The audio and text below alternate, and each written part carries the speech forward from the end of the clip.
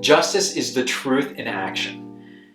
And I mean that literally. My name is Alexis Bravo, and this is my channel.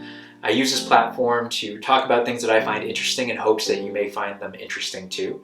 In this video, we're going to talk about justice and its different conceptualizations over the ages, along with some personal insights that I have on the subject. So let's begin. First, let's start with ancient Greece, right? So you have Plato and you have Aristotle. Both of them are these legendary figures in philosophy, and they've thought a lot about everything, and they thought about justice. So justice was first imagined by Plato to be this almost holistic approach. It had to do with being completely harmonized with your environment. It was about being in harmony with all things.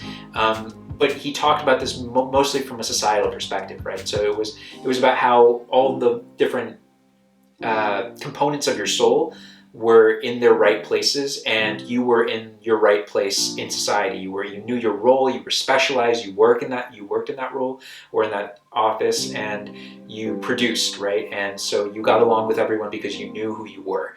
And that was justice to Plato, right? And then Aristotle comes in a little bit later, and he talks about justice as being something like giving each their due.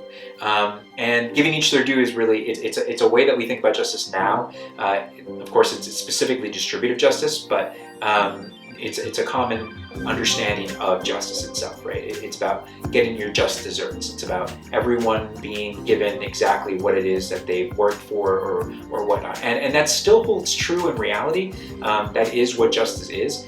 So is Plato's version. We're just going over some different conceptualizations, right? So the next conceptualizations I want to talk about, there are three, right? And these come from philosophers that are a little bit more closer to the modern age, right?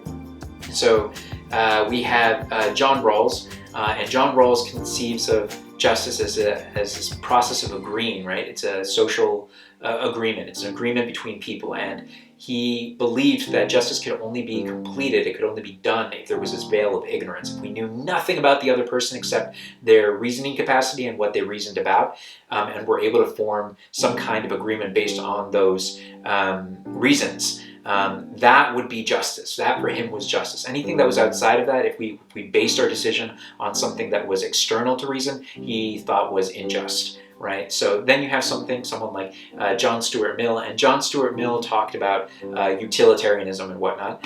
So we're not going to get into that completely, but his idea of justice kind of follows around the same track. So his idea has to do with looking at the ends to regard whatever just measure should be taken, or whatever justice should be done to specifically address whatever happened, right? So he looked at the ends. And then you have someone like not John Stuart Mill, we just talked about him, Immanuel Kant, right? And Immanuel Kant, he thought that you could look at the intention and you could look at the end at the same time. You didn't just have to look at the end. He also said that you could just look at the end if you wanted to, right? So he has a little bit more of a nuanced approach. He thought that the intentionality of an action and its end result could be figured in when weighing what we should do about that situation.